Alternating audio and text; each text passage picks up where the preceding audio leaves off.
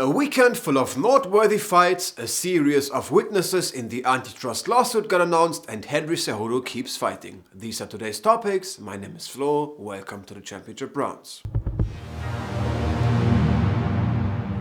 I guess I'm a little bit late to the party, but let's talk about the last weekend first. UFC Mexico was definitely an interesting card I found. Cejudo against Prado was just crazy. Ortega's comeback probably excited all of us.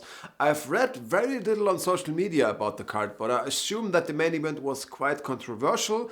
Personally, I gave round 2 to Moreno and rounds 3 and 4 to Royval. I found round 1 and 5 to be quite close, which is why for me a decision could have gone either way. My 3 mentioned prospects also all won, however I should also say that Naimov won due to an injury to his opponent, and even though I probably cheered for him the most on the card, I have to say that Felipe dos Santos did not win on my scorecard. The crowd definitely didn't see it that way either. Personally, I would have given rounds 1 and 2 to Altamirano. What also caused discussions and speculations was of course that the fight between Raul Rosas Jr. and Ricky Tertius was cancelled at the last minute, really just a few hours before the fight. Raul Rosas Jr. announced he had to cancel a fight due to illness. A bit odd so far. Raul's father, who was also his coach, gave a statement for that situation in an Instagram story. He said that the son felt lightheaded and dizzy and that he had little energy. It was then apparently the team that cancelled the fight. But during the broadcast it was already mentioned that the fight was rescheduled for the following weekend. The illness couldn't have been that severe then, I guess. Very tough for both athletes in terms of another weight cut and a performance after that. It then became even more interesting through an Instagram story by Tertius, who denies ever signing another contract and labels it as fake news. I'm curious to see how this develops.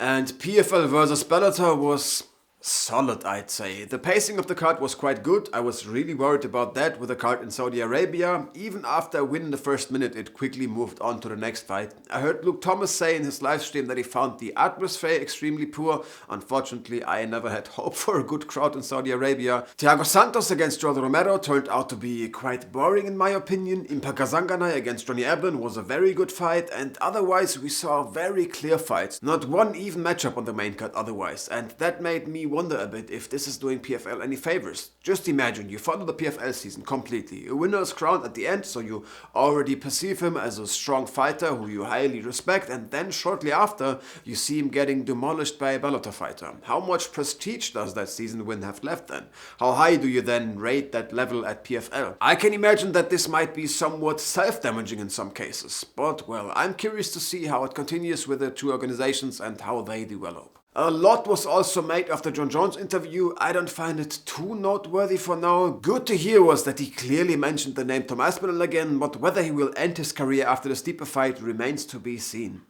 In the antitrust lawsuit, a bit has happened again. I've already talked about it a lot in German. Maybe I'll do an episode in English sometime. I'll just assume for now that viewers know what it's about. Anyway, the witnesses who will speak for the UFC in the court case on April 15 have now been announced. The fighters Bisping, Tate, Chandler, Cerrone and Sonnen will be there. Plus a series of the biggest managers currently in the sport. Ali Abdelaziz, Jason House, George Jones, Dan Lambert and Ed Soares. The former Bellator president Scott Coker, Invicta founder Shannon Knapp and former IFL founder Kurt Ott will also be there, as well as boxing promoter Lou DiBella. What is a bit absurd about this list, in this court cases, all fighters between 2010 and 2017 participate if they do not explicitly decline to be part of the class action. None of the fighters now testifying for the UFC did that, so they are defending the UFC and suing them at the same time. Like I said, absurd.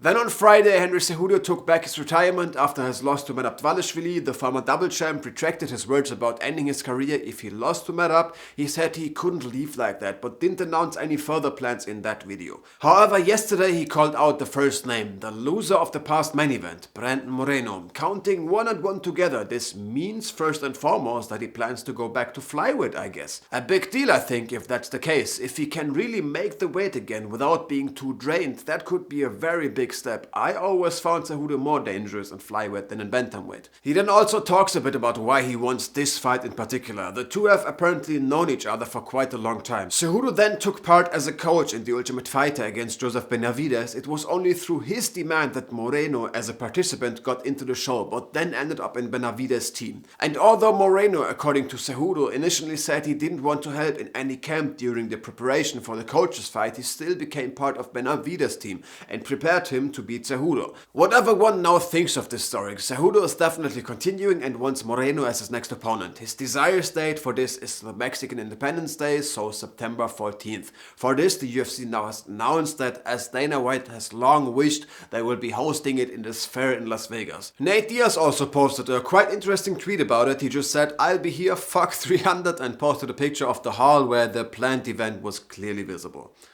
A bit also happened in boxing. Canelo separates early from his promoter, Premier Boxing Champions, short PBC. This was reported by Mike Coppinger. They apparently wanted Canelo to fight Jamal Charlo at some point, but couldn't come to an agreement. His brother Jamal couldn't really do anything against Canelo in September, which doesn't allow for a real storyline to fight his twin brother now. And Jamal also just came out of a 29-month break and didn't look too good against Joseph Benavidez. Understandably, Canelo isn't tempted by that.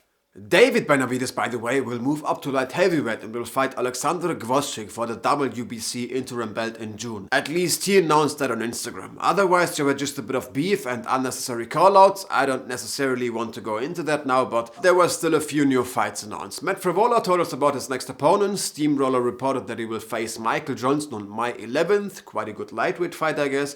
And a very good kickboxing fight was also announced at 1. I think that's also worth mentioning here. Marat Grigorian will fight Superbon for the second time on April 5th. It's a rematch of a fight from 2022. Back then the Thai won on points and successfully defended his newly won featherweight belt. He had previously won it with that sick head kick against Petrosian. I believe many fight fans still remember that. With this information, I already end today's episode. Thank you for tuning in. Of course, feel free to subscribe to not miss any future episode. And with that being said, see you next time.